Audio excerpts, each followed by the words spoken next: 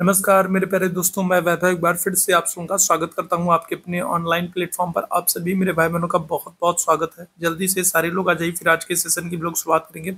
और जितने मेरे भाई बहन जुड़ते चल रहे हैं, आप सभी लोगों से निवेदन करूंगा कि सेशन को आप सभी लोग एक एक बार लाइक कर दीजिएगा, शेयर कर दीजिएगा, ताकि बाकी साथियों तक भी इस क्लास का नोटिफिकेशन पहुंच सके, बाकी भाई बहन भी इस क्लास के साथ जुड़ सके। चैनल पर अगर आप लोग पहली बार आए तो आप लोगों से निवेदन करूंगा कि चैनल को सब्सक्राइब जरूर कर लिएगा, ताकि जब भी हम लोग लाइव आते हैं तो उसकी नोटिफिकेशन आपको मिलती रहे। साथ ही साथ चैट बॉक्स में आपको टेलीग्राम का लिंक दिख रहा है, तो टेलीग्राम चैनल से नहीं जुड़े हैं तो टेलीग्राम चैनल से जुड़ जाएगा। साथ ही साथ आप अगर हमारे साथ व्हाट्सअप से जुड़ना चाहते हैं तो ये व्हाट्सअप नंबर है, तो यहाँ पर मैसेज करके आप व्हाट्सअप पर जुड़ सकते हैं। आपको पर्सनली नोटिफिकेशन, पीडीएफ और बहुत सारी इंपॉर्टेंट अपडेट्स मिलती रहती हैं। तो उम्मीद है आप लोगों ने अभी तक सेशन को लाइक, शेयर और सब्सक्राइब कर लिया होगा। तो चलिए शुरू करते हैं आज की क्लास को। पहला प्रश्न आपके सामने है, महाराष्ट्र में स्थित औरंगाबाद का नया नाम क्या है? तो बताइएगा क्या हो जाएगा। तो महाराष्ट्र में अगर हम लोग बात करेंगे तो औरंगाबाद है, और औरंगाबाद का नाम बदल दिया गया। क्या कर दिया गया? संभाजी नगर कर दिया गया है, धुले कर दिया गया है, धाराशिव कर दिया गया है, फिर सतारा कर दिया गया। तो पहले प्रश्न का सभी मेरे भाई बहन आंसर करेंगे, क्या हो जाएगा? महाराष्ट्र में स्थित औरंगाबाद का नया नाम बदल करके संभाजी नगर कर दिया। ऑप्शन संख्या ए यहाँ पर बिल्कुल करेक्ट हो जाएगा। आगे बढ़ेंगे दूसरे प्रश्न की तरफ। दूसरे प्रश्न का आंसर करेंगे, निम्नलिखित में से कौन सा देश भारत के साथ सबसे लंबी अंतरराष्ट्रीय सीमा साझा करता है? ये प्रश्न हम लोग कई बार कर चुके हैं और यहाँ से कई बार प्रश्न भी पूछा गया है, तो गलती की कोई गुंजाइश नहीं है, कोई संभावना नहीं होनी चाहिए।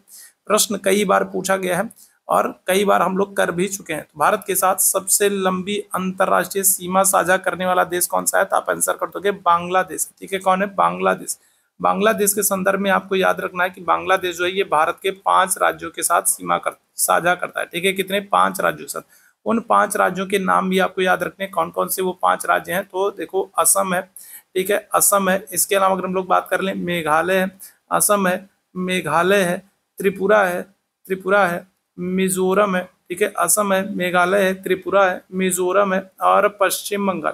ठीक है, तो ये 5 राज्य हैं। ठीक है, ये 5 राज्य हैं जिनके साथ बांग्लादेश क्या करता है? तो सीमा साझा करता है। सबसे बड़ी सीमा साझा करता है भारत के साथ, लगभग 4096 किलोमीटर की सीमा जो है ये भारत के साथ साझा करता है, और इससे 5 राज्य जो है वो सीमा बनाते हैं। बांग्लादेश की राजधानी अगर हम लोग बात कर लें, बांग्लादेश की राजधानी जो है वो ढाका है। और यहाँ की मुद्रा अगर हम लोग बात कर लेंगे तो बांग्लादेश की मुद्रा क्या है? तो आप कहोगे टका है। और बांग्लादेश की संसद अगर हम लोग बात कर लें कि बांग्लादेश की संसद का नाम क्या है, तो आप कहोगे जातीय संसद है। ठीक है, क्या है? तो बांग्लादेश की संसद का नाम क्या है? तो जातीय संसद है। भारत और बांग्लादेश के बीच में 2 अभ्यास होते हैं। एक होता है संप्रीति अभ्यास, और दूसरा अगर हम लोग बात करेंगे कौन सा होता है? दूसरा होता है बोंगो सागर अभ्यास। ठीक है, एक होता है संप्रीति अभ्यास, दूसरा अगर हम लोग बात कर लेंगे क्या हो जाएगा? तो दूसरा हो जाएगा बोंगो सागर अभ्यास। ठीक है, ध्यान रखिएगा। तो 2 अभ्यास भारत और बांग्लादेश के बीच में होते हैं। साथ ही साथ आपको याद रखना है कि हम बांग्लादेश के साथ मैत्री दिवस भी मनाते हैं। जरा आप लोग मुझे कमेंट करके बताओ, मैत्री दिवस कब मनाया था? ठीक है, जरा आप लोग मुझे कमेंट करके बताइएगा कि मैत्री दिवस कब मनाया था। जरा इस प्रश्न का आंसर करेंगे सभी मेरे भाई बहन। ठीक है, चलिए आगे बढ़ेंगे अगले प्रश्न की तरफ। अगले प्रश्न का आंसर करेंगे, इनमें से कौन सी इजराइल की राजधानी है? जेरूसलम है, बगदाद है, डबलिन है, या फिर इनमें से कोई नहीं। तो इजराइल की राजधानी आपसे पूछ रहा है, चलिए जल्दी से बताएंगे क्या हो जाएगा। देखो, इजराइल की अगर आपसे क्या कर ले, अगर आपसे इजराइल की मुद्रा पूछ ले, इजराइल की मुद्रा क्या है, तो आप आंसर क्या करोगे? आप कहोगे इजरायली सेकेल। ठीक है, क्या है? तो इजरायली सेकेल जो है तो ये यहाँ की मुद्रा है। और यहाँ की संसद भी इंपॉर्टेंट है, संसद भी आपसे पूछा गया है, तो संसद क्या हो जाएगी? तो इजराइल की संसद का नाम क्या है? तो आप आंसर कर दोगे नेसेट है। ठीक है, क्या है? तो इजराइल की संसद का नाम क्या है? आप आंसर कर दोगे नेसेट है।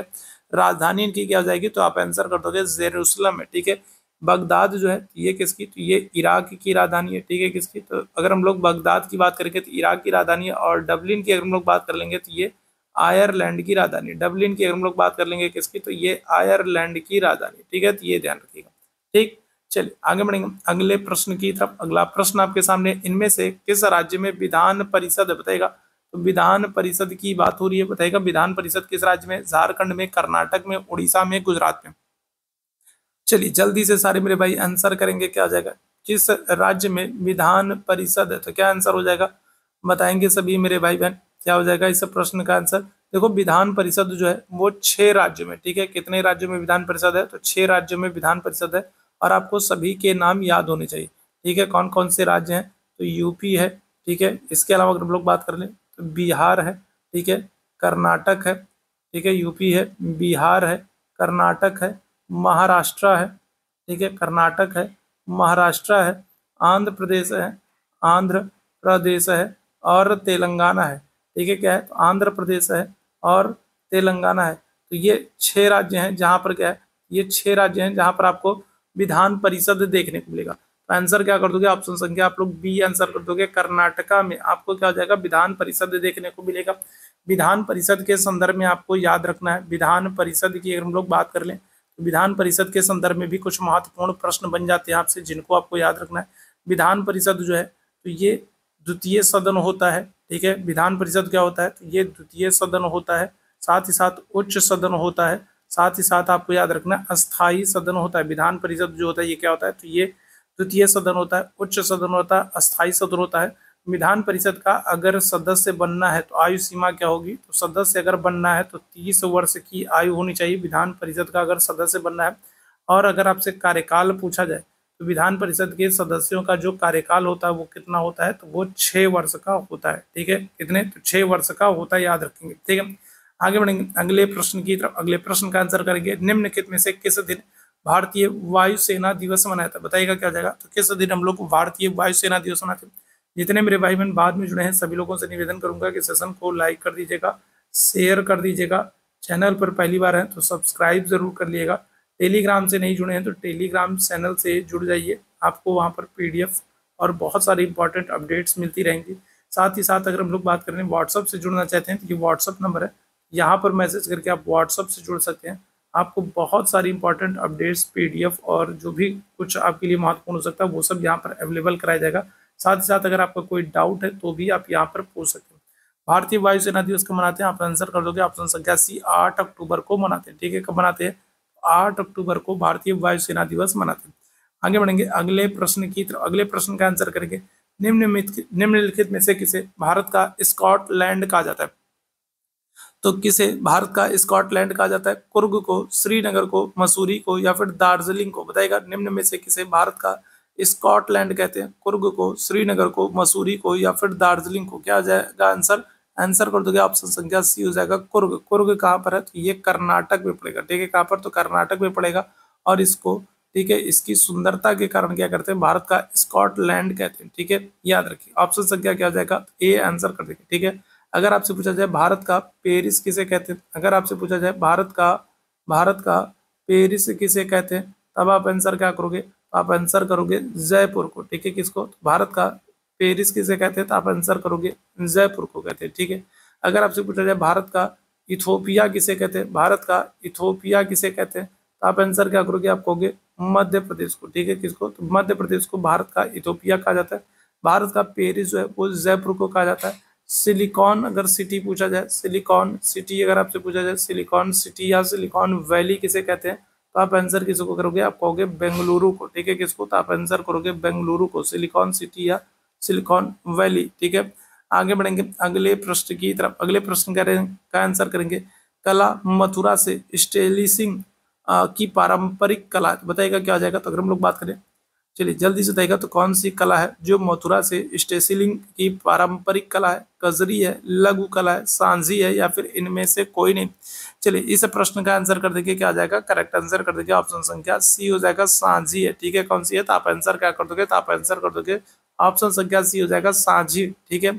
आगे बढ़ेंगे अगले प्रश्न की तरफ। अगले प्रश्न, अच्छा यहाँ से मथुरा से प्रश्न बना है ना, तो मथुरा वाले याद रखिएगा, मथुरा के संदर्भ में कुछ और चीजें आपको महत्वपूर्ण बता देता हूँ।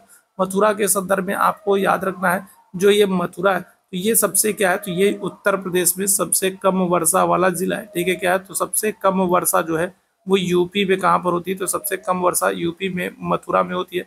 साथ ही साथ आपको याद रखना है यूपी में यहाँ पर तेल शोधनशाला, जैसे बिहार में बरौनी में, बेगूसराय में तेल शोधनशाला है, ऑयल रिफाइनरी है, उसी तरीके से उत्तर प्रदेश में अगर हम लोग बात करेंगे तो आपको मथुरा में तेल शोधनशाला देखने को मिल जाएगी।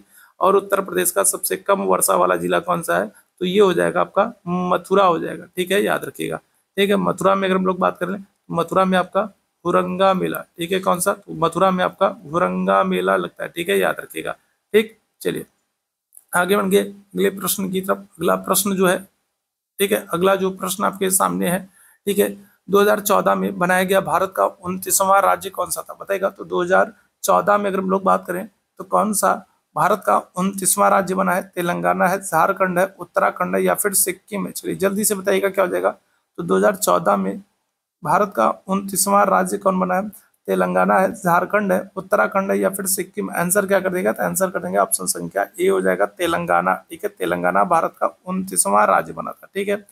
अगर हम लोग तेलंगाना की बात कर लें, ठीक है, किसकी? तेलंगाना की बात कर लें, तेलंगाना जो है तो ये 2 जून 2014 को, ठीक है, कब? तो 2 जून 2014 को आंध्र प्रदेश से अलग होकर के एक नया राज्य बना था, ठीक है। कब? 2 जून 2014 को, ठीक है। लेकिन आपको पता है कि 2019 में अगर हम लोग बात करेंगे तो 2019 में जम्मू एंड कश्मीर पुनर्गठन अधिनियम आया, और जिसके द्वारा क्या किया गया? जिसके द्वारा जम्मू कश्मीर को केंद्र शासित प्रदेश का दर्जा दे दिया गया, ठीक है। 2019 में क्या हो रहा है? 2019 में जम्मू एंड कश्मीर पुनर्गठन अधिनियम आ रहा है, जिसके द्वारा जम्मू एंड कश्मीर को केंद्र शासित प्रदेश का दर्जा दे दिया गया, जिसके बाद राज्यों की संख्या फिर से घट करके कितनी? राज्यों की संख्या घट करके फिर से 28 हो गई। जम्मू कश्मीर को क्या कर दिया गया? केंद्र शासित प्रदेश का दर्जा दे दिया गया, जिसके बाद जो राज्यों की संख्या 29 हो गई थी वो घट करके फिर से 28 हो गई। तो तेलंगाना का गठन 2 जून 2014 को हो रहा है, और ये तेलंगाना जो है ये किससे अलग होकर के? ये आंध्र प्रदेश से अलग होकर के, ठीक है, किससे? आंध्र प्रदेश से अलग होकर के एक नया राज्य बन रहा है, ठीक है। अगर हम लोग बात कर लें किसकी? अगर हम लोग झारखंड की बात कर लें तो झारखंड को आप याद रखेंगे ये 15 नवंबर 2000 को, ठीक है, कब? 15 नवंबर 2000 को बिहार से अलग होकर के एक नया राज्य बन रहा है, ठीक है। क्या जाएगा? तो 15 नवंबर 2000 को झारखंड जो है ये बिहार से अलग होकर के एक नया राज्य बन रहा है, ठीक है। उत्तराखंड की अगर हम लोग बात करेंगे तो उत्तराखंड क्या है? ये 9 नवंबर 2000 को, ठीक है, क्या हो जाएगा? तो ये 9 नवंबर 2000 को उत्तर प्रदेश से, ठीक है, किससे? तो उत्तर प्रदेश से अलग होकर के एक नया राज्य बन रहा है उत्तराखंड 9 नवंबर 2000 को, ठीक है। साथ ही साथ अगर हम लोग सिक्किम की बात कर लें, ठीक है, किसकी? अगर हम लोग सिक्किम की बात कर लें तो सिक्किम के संदर्भ में आप याद रखेंगे 36वां संशोधन 1975, ठीक है। कौन सा? तो 36वां संशोधन 1975, और इस संशोधन के द्वारा सिक्किम को पूर्ण राज्य का दर्जा दिया गया। 36वां संशोधन 1975 के द्वारा अगर हम लोग बात करेंगे तो सिक्किम को पूर्ण राज्य का दर्जा दिया गया, ठीक है, याद रखिएगा। आगे बढ़ेंगे अगले प्रश्न की तरफ। निम्नलिखित में से किस व्यक्ति ने प्रसिद्ध पुस्तक the story of my experiment with truth, सत्य के साथ मेरे प्रयोग, किसकी आत्मकथा है? दयानंद सरस्वती की, जवाहरलाल नेहरू की, महात्मा गांधी की या फिर सरदार वल्लभ भाई पटेल की? बताएंगे। सत्य के साथ मेरे प्रयोग किसकी आत्मकथा है? क्या आंसर करिएगा? महर्षि दयानंद सरस्वती, जवाहरलाल नेहरू, महात्मा गांधी या फिर वल्लभ भाई पटेल? देखो दयानंद सरस्वती की हम लोग बात करें, इनकी जो बुक है उसका नाम क्या है? उसका नाम है सत्यार्थ प्रकाश, ठीक है। क्या है? तो दयानंद सरस्वती जो है इनकी जो बुक है उसका नाम क्या है? उसका नाम है सत्यार्थ प्रकाश, ठीक है। दयानंद सरस्वती की बुक का नाम क्या है? आंसर करोगे सत्यार्थ प्रकाश। जवाहरलाल नेहरू की हम लोग बात करेंगे तो इनकी बुक का नाम क्या है? जवाहरलाल नेहरू जो है इनकी बुक का नाम क्या है? तो आप आंसर करोगे डिस्कवरी ऑफ इंडिया, ठीक है। क्या है? तो भारत की खोज, डिस्कवरी ऑफ इंडिया, तो ये जवाहरलाल नेहरू की बुक का नाम है, ठीक है। यहाँ पर जो अगर हम लोग बात करें सत्य के साथ मेरे प्रयोग, तो ये किसकी? तो ये याद रखिएगा गांधी जी की, ठीक है, किसकी? तो गांधी जी की आत्मकथा है। साथ ही साथ गांधी जी ने 1909 में हिंद स्वराज नामक बुक भी लिखी थी, ये भी याद रखिएगा, ठीक है। 1909 में अगर हम लोग बात करेंगे तो गांधी जी ने हिंद स्वराज नामक पुस्तक भी लिखी थी, ठीक है। आगे बढ़ेंगे अगले प्रश्न की तरफ। अगले प्रश्न का आंसर करेंगे। वायुमंडल में ग्रीन हाउस गैसें पृथ्वी के अधिकांश उत्सर्जित को अवशोषित करती हैं जो वायुमंडल को गर्म करती। बहुत ही अच्छा सा बेहतरीन वाला प्रश्न है, इस प्रश्न का आंसर करेंगे। तो वायुमंडल में ग्रीन हाउस गैसें जो है वो पृथ्वी के अधिकांश उत्सर्जित को अवशोषित करती हैं जो वायुमंडल को गर्म करती हैं। पराबैंगनी किरणें, अवरक्त विकिरण, दृश्यमान प्रकाश या फिर इनमें से कोई नहीं? बताइएगा क्या हो जाएगा। अच्छा, ग्रीन हाउस गैसों की बात आई है तो ग्रीन हाउस गैसों के नाम भी आपको याद होने चाहिए, जैसे CFC आप कर सकते हो, ठीक है। इसके अलावा अगर हम लोग बात कर लें CO2 आप कर सकते हो। इसके अलावा अगर हम लोग बात कर लें CH4 आप कर सकते हो, ठीक है। CO3 आप कर सकते हो। ये सब क्या है? तो ये सब आपकी ग्रीन हाउस गैसें हैं, ठीक है, याद रखिएगा, ठीक है। और ग्रीन हाउस गैसों के कारण क्या होता है? वैश्विक तापमान में वृद्धि होती है, ठीक है। जिससे क्या होता है? जिससे हमारी जलवायु पर भी असर पड़ता है, ग्लेशियर्स भी पिघलते हैं, जल स्तर में भी वृद्धि होती है, फसल परिवर्तन भी होता है। ठीक है। तो ग्रीन हाउस गैसों में अगर हम लोग बात करेंगे तो क्या हो जाएगा, यहाँ पर आंसर कर दोगे किसको, ऑप्शन संख्या बी आंसर कर दोगे, अवरक्त किरण हो जाएगा। ठीक है, क्या हो जाएगा, ऑप्शन संख्या बी आंसर करेंगे, अवरक्त किरण। ठीक, आगे बढ़ेंगे अगले प्रश्न की तरफ। वॉलीबॉल किस देश का राष्ट्रीय खेल है, इंडोनेशिया, नेपाल, अर्जेंटीना, इनमें से कोई नहीं। वॉलीबॉल किस देश का अगर हम लोग बात करेंगे तो राष्ट्रीय खेल है, चलो जल्दी से सारे लोग आंसर करना, क्या हो जाएगा, इंडोनेशिया, नेपाल, अर्जेंटीना, इनमें से कोई नहीं। सभी मेरे भाई बहन आंसर करेंगे, क्या हो जाएगा, ऑप्शन संख्या बी आंसर कर दोगे, नेपाल हो जाएगा। ठीक है, नेपाल के संदर्भ में आपको याद रखना है, नेपाल जो है तो इसकी राजधानी क्या है, तो इसकी राजधानी काठमांडू है। ठीक है, क्या है, तो इसकी राजधानी काठमांडू है, और नेपाल की मुद्रा तो नेपाली रुपया है। ठीक है, साथ ही साथ आपको याद रखना है कि नेपाल की जो संसद है, ठीक है, नेपाल की जो संसद है, संसद का नाम क्या है, तो संसद का नाम है राष्ट्रीय पंचायत। ठीक है, क्या नाम है, नेपाल की संसद का नाम क्या है, तो आप आंसर करोगे राष्ट्रीय पंचायत है। भारत और नेपाल के बीच में कौन सा अभ्यास होता है, तो आप कहेंगे सूर्य किरण अभ्यास। भारत और नेपाल के बीच में कौन सा अभ्यास होता है, तो सूर्य किरण अभ्यास जो है ये भारत और नेपाल के बीच में किया जाता है। नेपाल की राजधानी काठमांडू है, संसद राष्ट्रीय पंचायत है, और नेपाल की राजधानी काठमांडू में ही आपको सार्क का दक्षेस का मुख्यालय देखने को मिलेगा। ठीक है, सार्क या फिर दक्षेस का जो हेडक्वार्टर है वो आपको कहाँ पर, तो इसका हेडक्वार्टर आपको काठमांडू में देखने को मिलेगा। और इसकी स्थापना कब हुई थी, तो 1985 में हुई थी। सार्क की स्थापना कब हुई थी, 1985 में हुई थी। सार्क का हेडक्वार्टर मुख्यालय कहाँ पर है, तो काठमांडू में है। काठमांडू नेपाल की राजधानी है, संसद का नाम राष्ट्रीय पंचायत है, भारत है, और नेपाल के बीच में सूर्य किरण अभ्यास होता है। अगर हम लोग वॉलीबॉल के संदर्भ में बात करें तो यहाँ पर आपको याद रखना है कि यहाँ पर वॉलीबॉल में 6 खिलाड़ी होते हैं। ठीक है, कितने, तो वॉलीबॉल में अगर हम लोग बात करेंगे कितने, तो 6 खिलाड़ी होते हैं, याद रखिएगा। ठीक है, चलिए आगे बढ़ेंगे अगले प्रश्न की। अगले प्रश्न का आंसर करेंगे, बुद्ध को ज्ञान की प्राप्ति किस नदी के तट पर हुई थी, गंगा नदी, पुनपुन नदी, गंडक नदी, या फिर निरंजना नदी। चलिए जल्दी से बताइएगा क्या हो जाएगा। महात्मा बुद्ध की बात हो रही है, तो देखिए महात्मा बुद्ध जो है इनके पिता अगर हम लोग बात कर लें, इनके पिता, क्योंकि देखो ये बहुत ही महत्वपूर्ण है और यहाँ से प्रश्न बन जाता है। अगर हम लोग पिता की बात कर लें तो इनके पिता कौन है, तो इनके पिता सुद्धोधन है। ठीक है, कौन है, सुद्धोधन है। और ये जो सुद्धोधन है ये कौन से कुल के हैं, तो ये शाक के कुल के हैं। ठीक है, आपसे महात्मा बुद्ध का कुल पूछा जाता है, याद रखिएगा महात्मा बुद्ध कौन से कुल के हैं, तो आप कहोगे शाक के कुल के हैं। ठीक है, इनकी माता अगर हम लोग बात करेंगे तो इनकी माता कौन है, तो इनकी माता थी महामाया। ठीक है, कौन थी, तो इनकी माता थी महामाया। और महामाया जो थी वो क्या थी, तो वो कोलिये थी। ठीक है, क्या थी, तो वो कोलिये थी। ठीक है, और इनकी माता की मृत्यु के बाद इनकी मौसी जो है, इनकी मौसी जो है तो वो प्रजापति गौतमी है। ठीक है, कौन है, तो इनकी मौसी है प्रजापति गौतमी, और इन्होंने बुद्ध का लालन पालन किया था। ठीक है, प्रजापति गौतमी है, इन्होंने ही बुद्ध का लालन पालन किया था। साथ ही साथ आपको याद रखना है बुद्ध का बचपन का नाम अगर आपसे पूछा जाए कि बुद्ध का बचपन का नाम क्या है, तो बचपन का नाम इनका सिद्धार्थ है। ठीक है, बुद्ध के बचपन का नाम क्या है, तो सिद्धार्थ है। साथ ही साथ आपको याद रखना है कि जो बुद्ध है इनकी पत्नी कौन है, इनकी पत्नी है यशोधरा। ठीक है, कौन है, इनकी पत्नी है यशोधरा।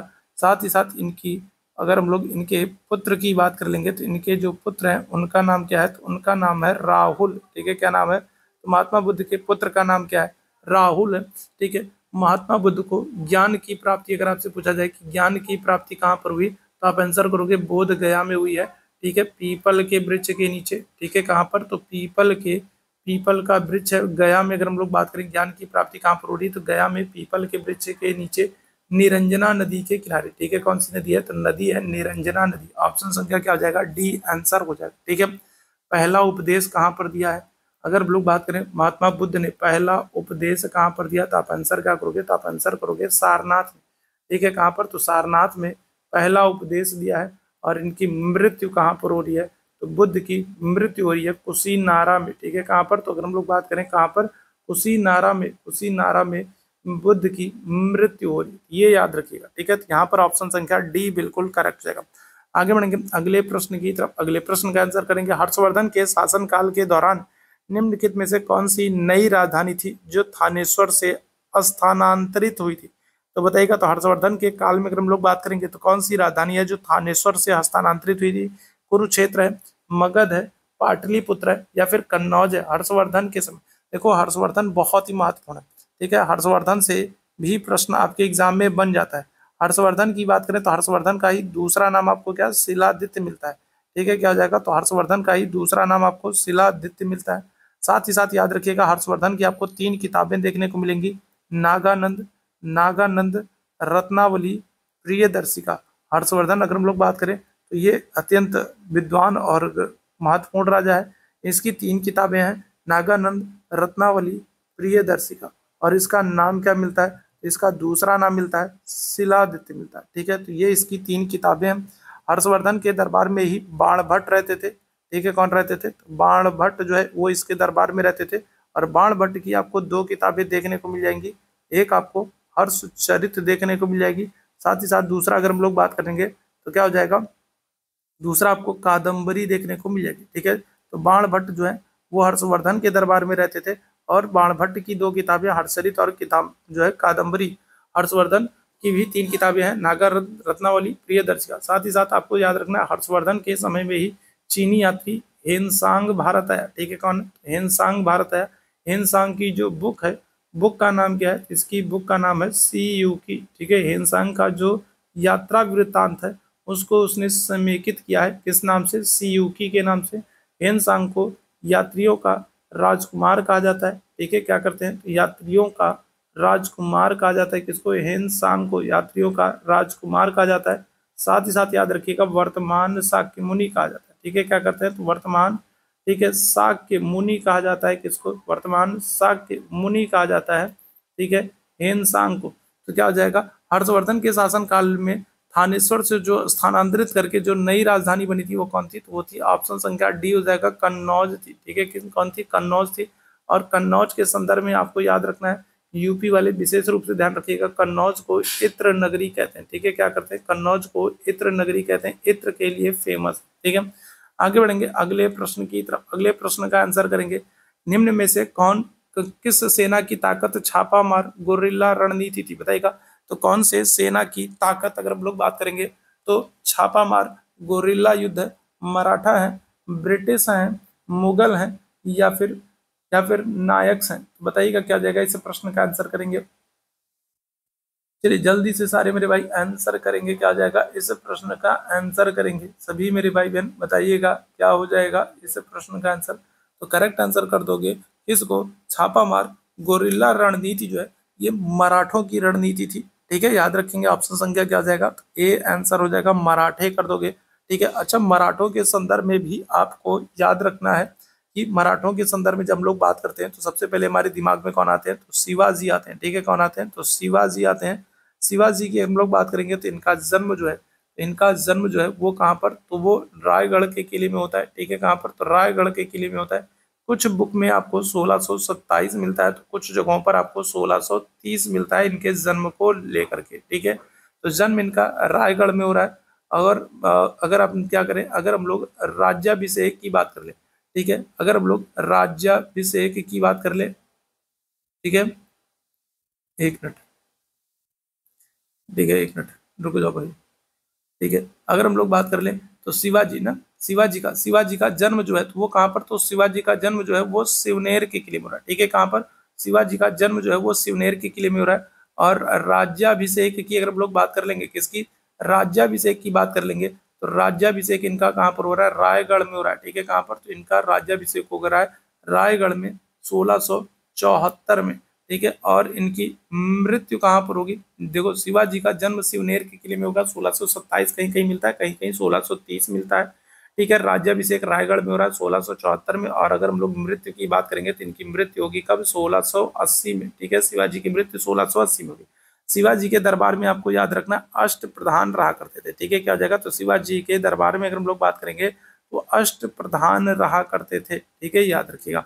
और शिवाजी मतलब मराठा, छापामार गुरिल्ला रणनीति। ऑप्शन संख्या क्या हो जाएगा? ए आंसर कर दोगे। ठीक है, क्या हो जाएगा? ऑप्शन संख्या क्या हो जाएगा? तो ऑप्शन संख्या अगर हम लोग बात करेंगे ए आंसर कर दोगे। क्लियर है, ये ध्यान रखिएगा। आगे बढ़ेंगे अगले प्रश्न की तरफ। अगले प्रश्न का आंसर करेंगे, हड़प्पा सभ्यता के दौरान डांसिंग गर्ल की कांस्य प्रतिमा बनाने के लिए किस तकनीकी का प्रयोग किया गया?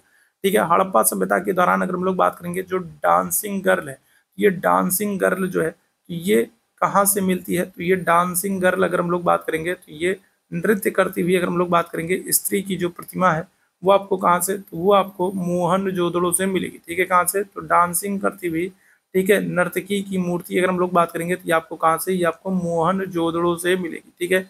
लेकिन अगर आपसे पुरुष नर्तक पूछ ले, अगर आपसे पूछ ले कि पुरुष नर्तक की मूर्ति कहाँ से मिल रही है, तो पुरुष नर्तक की मूर्ति के लिए आप कहोगे हड़प्पा। ठीक है, क्या हो जाएगा, तो पुरुष नर्तक की मूर्ति कहाँ पर मिलेगी, हड़प्पा में मिलेगी। जबकि महिला नर्तकी की मूर्ति अगर हम लोग बात करेंगे कहाँ पर, तो आपको मोहनजोदड़ो में मिल रही है।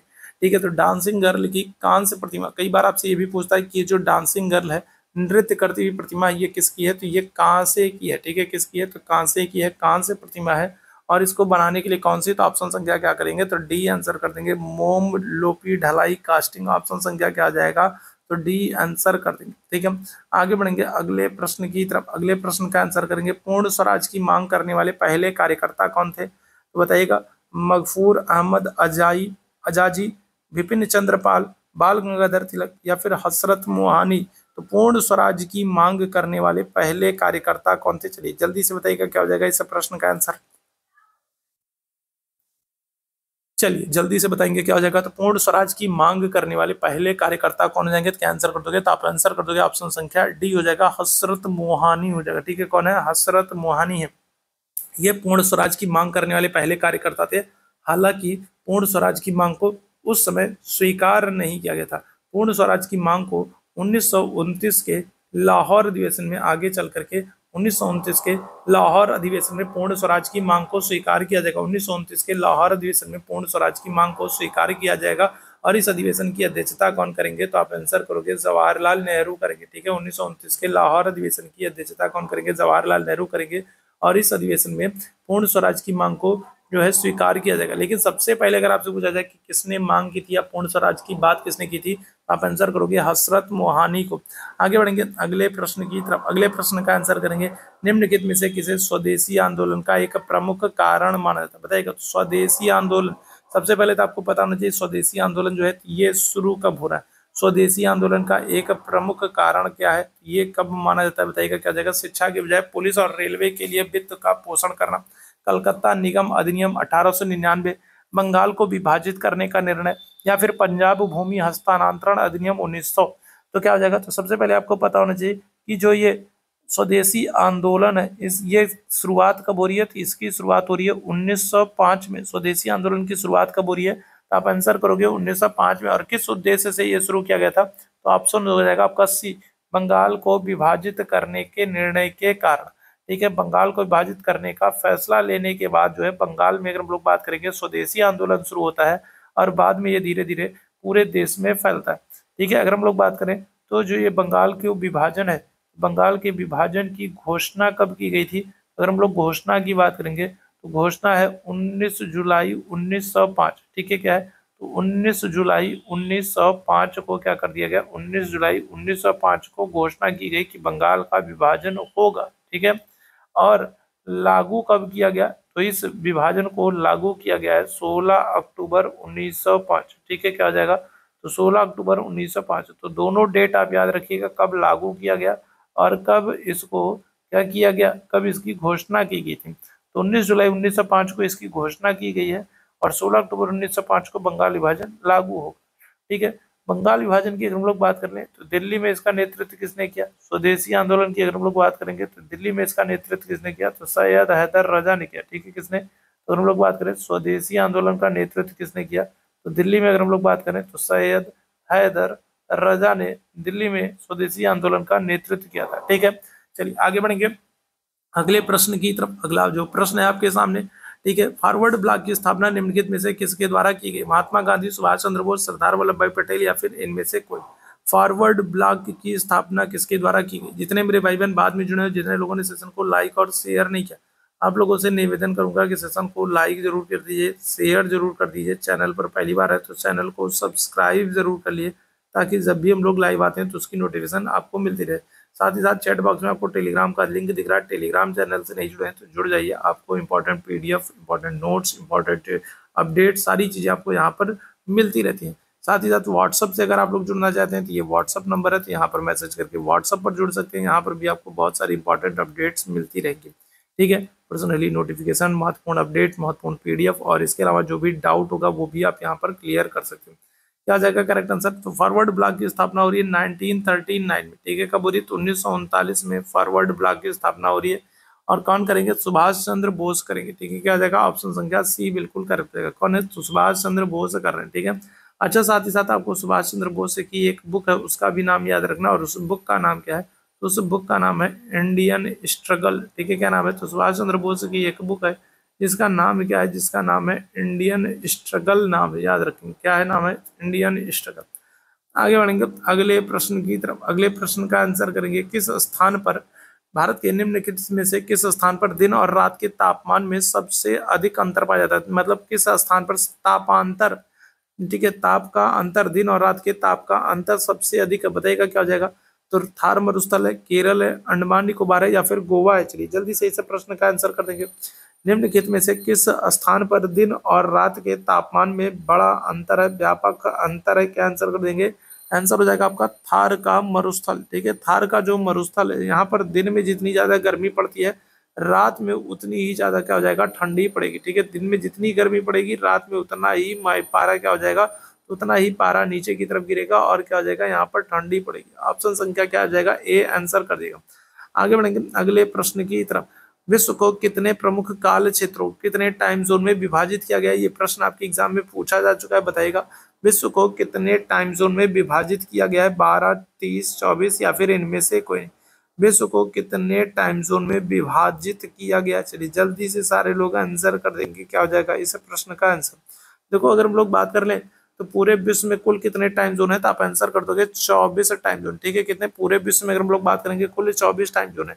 लेकिन सबसे अधिक अगर आपसे पूछ ले, अगर आपसे आपसे ये पूछा गया था कि सबसे अधिक टाइम जोन वाला देश कौन सा है, ये आपके एग्जाम में प्रीवियस ईयर में पूछा गया था। तो अगर आपसे ये पूछा जाए सबसे अधिक टाइम जोन वाला देश कौन सा है, ठीक है, सबसे अधिक टाइम जोन, तो सबसे अधिक टाइम जोन जो है वो किसका है? तो वो फ्रांस का है, ठीक है। कितना? अगर हम लोग बात करेंगे सबसे अधिक टाइम जोन जो है वो किसका है? तो फ्रांस का है, ठीक है। फ्रांस में अगर हम लोग बात करें तो फ्रांस में कुल 12 टाइम जोन है, ठीक है। फ्रांस में कितने? तो 12 टाइम जोन है, याद रखिएगा, ठीक है। फ्रांस में कितने? 12 टाइम जोन है, ठीक है। ये ध्यान रखिएगा। आप पूरे विश्व में पूछा जाए तो आप आंसर क्या करोगे? तो आप आंसर कर दोगे 24 है, ठीक। आगे बढ़ेंगे अगले प्रश्न की तरफ। निम्न में से कौन सा जनसंख्या परिवर्तन का घटक नहीं? बताएगा। तो जनसंख्या के परिवर्तन के लिए कौन जिम्मेदार नहीं है, ये आप लोगों से पूछ रहा है। बताइएगा क्या हो जाएगा? तो माइग्रेशन है। माइग्रेशन का मतलब क्या होता है? प्रवासन। मतलब जब आप एक स्थान से छोड़ करके दूसरे स्थान पर जाते हो तो उसको क्या कहते हैं? माइग्रेशन कहते हैं। तो जो लोग माइग्रेशन कर रहे हैं, ठीक है, बहुत सारे लोग हैं जो माइग्रेशन कर रहे हैं, पाकिस्तान से, बांग्लादेश से, अफगानिस्तान से भारत में चले आ रहे हैं, ठीक है। बहुत सारे लोग माइग्रेंट्स हैं। तो ये जो है जनसंख्या को प्रभावित करता है। साथ ही साथ अगर हम लोग बात करेंगे बर्थ की, जो जन्म हो रहा है, तो हर साल कितने सारे बच्चे पैदा हो रहे हैं, कितने सारे बच्चे जन्म ले रहे हैं, उसके आधार पर जनसंख्या परिवर्तन जो है वो ऊपर नीचे होता है, परिवर्तन होता है। साथ ही साथ साल भर में या फिर जो है साल भर में कितने लोगों की मृत्यु हो रही, कितने लोग मर रहे हैं, तो इसके आधार पर भी जनसंख्या का किया जाएगा। तो जनसंख्या जो है वो परिवर्तन होती है। रुग्णता अगर हम लोग बात करेंगे तो ये जनसंख्या परिवर्तन के लिए उत्तरदायी नहीं है। ऑप्शन संख्या क्या आ जाएगा? ए आंसर कर देंगे, ठीक है। क्या आ जाएगा? ऑप्शन संख्या ए आंसर कर दिएगा, ठीक है। चलिए आगे बढ़ेंगे अगले प्रश्न की तरफ। अगले प्रश्न का आंसर करेंगे, ठीक है। कौन सी पंचवर्षीय योजना है जो स्थिरता के साथ विकास की बात करती है? बताएगा। कौन सी पंचवर्षीय योजना है जो स्थिरता के साथ विकास की बात करती है? चौथी पंचवर्षीय योजना, छठवीं पंचवर्षीय योजना, तीसरी पंचवर्षीय योजना, या फिर पांचवी पंचवर्षीय योजना? तो कौन सी पंचवर्षीय योजना है जो स्थिरता के साथ विकास की बात करती है? चलिए जल्दी से बताएंगे। देखो, पंचवर्षीय योजना जो है ये हमने कहाँ से? तो ये हमने रूस से ली है, ठीक है। कहाँ से? रूस से ली है। और रूस में जो है इस पंचवर्षीय योजना को किसने लागू किया था? अगर आप रूस में आपसे पूछ ले तो आप आंसर करोगे स्टालिन ने, ठीक है। किसने? तो रूस में स्टालिन ने पंचवर्षीय योजना को लागू किया था, ठीक है। याद रखिएगा, हमने पंचवर्षीय योजना को रूस से लिया है। पंचवर्षीय योजना को बनाने का काम कौन करता है? तो आप कहोगे योजना आयोग, ठीक है, कौन करता है? तो पंचवर्षीय योजना को बनाने का काम कौन करता था? तो आप आंसर करोगे योजना आयोग करता था, ठीक है।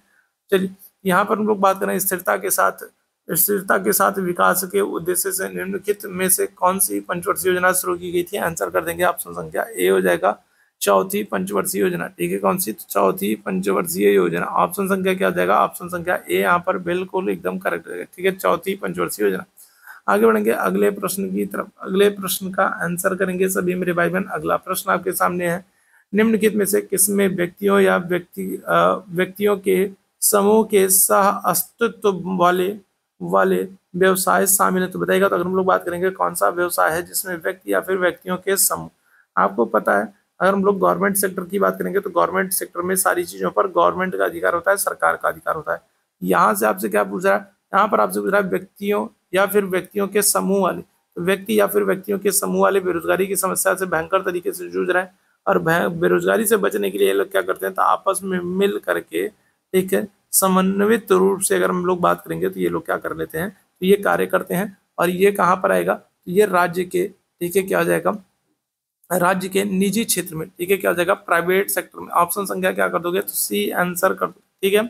चलिए आगे बढ़ेंगे अगले प्रश्न की तरफ। अगले प्रश्न का आंसर करेंगे, उस जंगल का नाम बताइए जो जिसे पृथ्वी ग्रह के फेफड़े के रूप में जाना जाता है। बताइएगा। तो उस जंगल का नाम बताना है जो पृथ्वी ग्रह के फेफड़े के रूप में, टैगा, टुंड्रा, अमेजन वर्षावन, या फिर भारत के उत्तर पूर्वी भारत के वर्षावन। तो अगर हम लोग बात करेंगे तो उस जंगल का नाम बताना है जो पृथ्वी ग्रह के फेफड़े के रूप में जाना जाता है।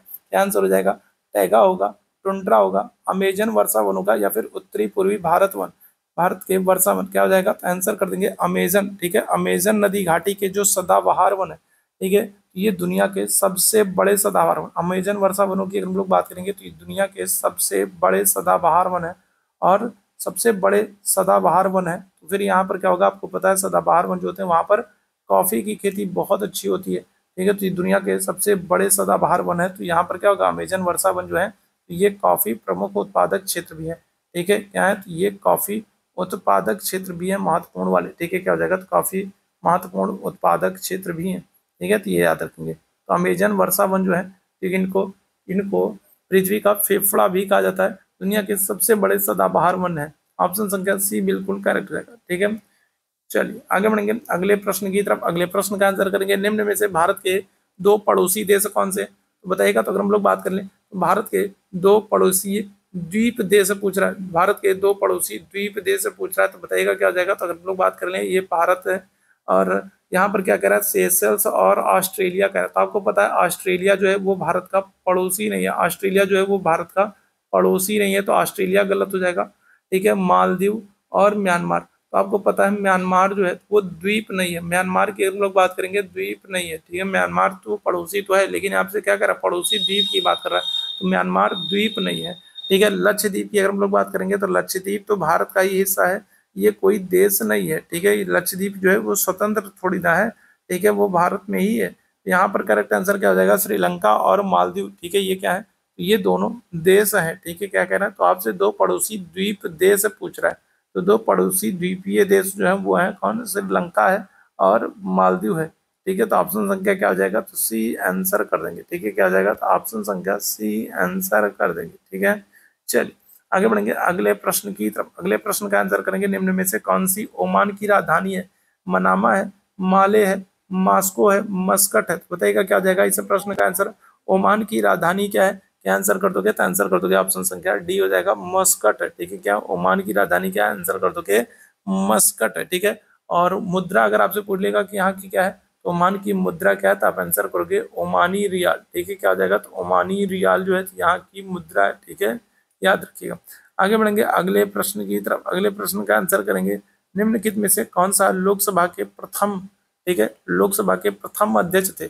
लोकसभा के प्रथम अध्यक्ष के संदर्भ में आपसे पूछ रहा है। लोकसभा के संदर्भ में आपको याद रखना है कि लोकसभा जो होता है वो क्या होता है, प्रथम सदन होता है। साथ ही साथ अगर हम लोग बात करेंगे क्या होता है, तो निम्न सदन होता है। लोकसभा जो है ये संसद का प्रथम सदन होता है। निम्न सदन होता है, लोकप्रिय सदन होता है, लोकप्रिय सदन होता है। साथ ही साथ आपको याद रखना है अस्थायी सदन होता है, ठीक है। कौन, लोकसभा, लोकसभा जो है ये लोकप्रिय सदन होता है, और प्रथम सदन होता है, निम्न सदन होता है, और अस्थायी सदन होता है, ठीक है। और यहाँ पर हम लोग आयु सीमा की बात कर लें, लोकसभा में अगर आयु सीमा की बात कर लें तो कितनी होनी चाहिए, 25 वर्ष होनी चाहिए लोकसभा का सदस्य बनना है। कार्यकाल अगर हम लोग बात कर लेंगे क्या हो जाएगा, तो कार्यकाल जो है वो 5 वर्ष होना चाहिए, ठीक है। क्या होना चाहिए, तो कार्यकाल अगर हम लोग बात करेंगे तो 5 वर्ष होगा लोकसभा के सदस्य का, ठीक है। ऑप्शन संख्या यहाँ पर क्या हो जाएगा, तो बी आंसर कर दोगे। गणेश वासुदेव मावलंकर ये लोकसभा के पहले अध्यक्ष थे, गणेश वासुदेव मावलंकर, ठीक है। ये कौन है, तो ये लोकसभा के पहले अध्यक्ष। ऑप्शन संख्या क्या हो जाएगा, तो बी आंसर हो जाएगा, ठीक है। चलिए आगे बढ़ेंगे अगले प्रश्न की तरफ। अगले प्रश्न का आंसर करेंगे, भारत में अंतर्राष्ट्रीय श्रमिक दिवस कब मनाते हैं? भारत में अंतर्राष्ट्रीय श्रमिक दिवस कब मनाते हैं? 15 अप्रैल को, 1 अगस्त को, 1 मई को या फिर 12 दिसंबर को? क्या हो जाएगा? करेक्ट आंसर कर देंगे 1 मई को अंतर्राष्ट्रीय श्रमिक दिवस मनाते हैं। ठीक है, ऑप्शन संख्या क्या हो जाएगा? तो सी आंसर करिएगा। आगे बढ़ेंगे अगले प्रश्न की तरफ। अगले प्रश्न का आंसर करेंगे, राजस्थान के किस शहर को सफेद शहर कहा जाता है, व्हाइट सिटी कहा जाता है? ये प्रश्न पूछा गया। बीकानेर, उदयपुर, अजमेर या फिर जयपुर? क्या हो जाएगा? इस प्रश्न का आंसर करेंगे तो राजस्थान का कौन सा शहर है जहां पर सफेद शहर कहलाता है? क्या हो जाएगा? तो आंसर कर देंगे ऑप्शन संख्या क्या हो जाएगा? सी, उदयपुर। ठीक है, क्या हो जाएगा? तो उदयपुर राजस्थान का सफेद शहर कहलाता है। ठीक है, याद रखिएगा।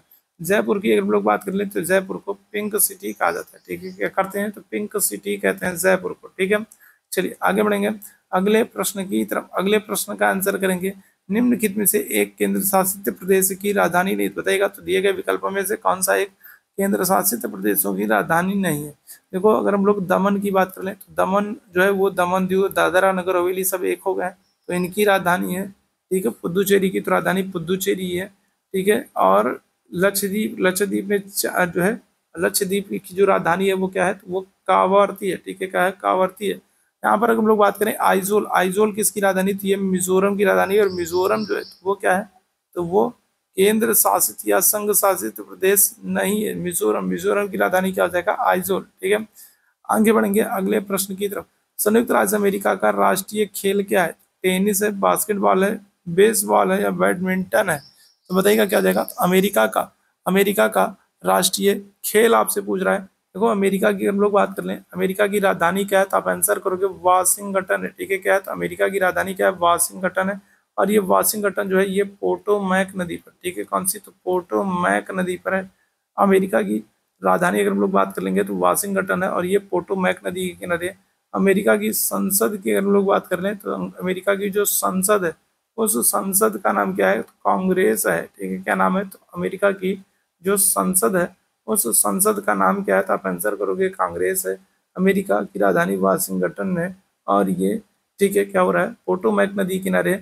अमेरिका का राष्ट्रीय खेल आपसे पूछ रहा है, बताइएगा क्या हो जाएगा? ऑप्शन संख्या सी आंसर कर देंगे, बेसबॉल हो जाएगा। ठीक है, क्या हो जाएगा? तो ऑप्शन संख्या सी हो जाएगा, बेसबॉल हो जाएगा। ठीक है, चलिए आगे बढ़ेंगे अगले प्रश्न की तरफ। ठीक है, निम्न में से किस व्यक्ति ने हिंद स्वराज नामक पुस्तक लिखी है? तो आज के ही सेशन में मैंने आप लोगों को बताया है हिंद स्वराज नामक पुस्तक किसने लिखी है और कब लिखी है। मैंने आज के ही सेशन में आप लोगों को बताया था कि हिंद स्वराज जो ये बुक है ये 1909 में लिखी गई है। किसके द्वारा लिखी गई है? तो आंसर कर दोगे क्या हो जाएगा? ऑप्शन संख्या डी हो जाएगा, महात्मा गांधी के द्वारा। ठीक है, हिंद स्वराज नामक बुक लिखी है, ऑप्शन संख्या डी बिल्कुल करेक्ट हो जाएगा। आगे बढ़ेंगे अगले प्रश्न की तरफ। अगले प्रश्न का आंसर करेंगे, निम्न में से संगई महोत्सव, ठीक है, संगई महोत्सव किस राज्य में मनाया था? मणिपुर, तमिलनाडु, मेघालय या फिर असम? बताइएगा क्या हो जाएगा? तो अगर हम लोग बात करें तो संगई महोत्सव कहाँ पर मनाया जाता है? देखो, संगई महोत्सव जो है ये 21 से लेकर के 30 नवंबर के बीच में मनाया था। ठीक है, क्या हो जाएगा? तो संगई महोत्सव जो है वो 21 से लेकर के 30 नवंबर तक मनाया जाएगा। ठीक है, और ये संगई महोत्सव मनाया कहाँ जाता है? मणिपुर में, तमिलनाडु में, मेघालय में या फिर असम में? तो क्या हो जाएगा? तो ये जो संगई महोत्सव ये मनाते हम लोग, ऑप्शन संख्या क्या जाएगा? ए हो जाएगा, मणिपुर में। ठीक है, कहाँ पर? मणिपुर में। मणिपुर में ही आपको लोकटक झील मिलेगी। ठीक है, कौन सी? तो लोकटक झील आपको मणिपुर में ही आपको लोकटक झील मिलेगी। और इसी लोकटक झील में अगर हम लोग बात करें तो दुनिया का एकमात्र तैरता राष्ट्रीय उद्यान कौन सा? काबूलाम जाओ देखने को मिलेगा। ठीक है, क्या आ जाएगा? तो अगर हम लोग बात कर लें तो काबूलाम जाओ विश्व का एकमात्र तैरता राष्ट्रीय जो पार्क है, राष्ट्रीय जो उद्यान है, वो आपको लोकटक झील में देखने को मिलेगा। लोकटक झील के बीचों बीच में आपको तैरता हुआ राष्ट्रीय उद्यान काबूलाम जाओ देखने को मिलेगा। कहाँ पर है? मणिपुर में। ऑप्शन संख्या ए बिल्कुल करेक्ट रहेगा। ठीक है, तो ये आज का महत्वपूर्ण सेशन था। उम्मीद है सेशन आप लोगों को पसंद आया होगा। सेशन पसंद आया हो तो लाइक करें, शेयर करें और चैनल पर पहली बार है तो सब्सक्राइब जरूर कर लें। और चैट बॉक्स में नहीं जुड़े हैं, चैट बॉक्स में आपको टेलीग्राम का लिंक दिख रहा है, टेलीग्राम से नहीं जुड़े हैं तो टेलीग्राम चैनल से जुड़ जाएगा। साथ ही साथ ये व्हाट्सअप नंबर है, यहाँ पर मैसेज करके आप व्हाट्सअप पर भी जुड़ सकते हैं। आपको बहुत सारी इंपॉर्टेंट अपडेट्स मिलती रहेंगी। अभी के लिए हम लोग बस इतना ही करेंगे। थैंक यू सो मच आप सभी मेरे भाई बहनों को मेरे साथ जुड़ने के लिए। Thank you so much.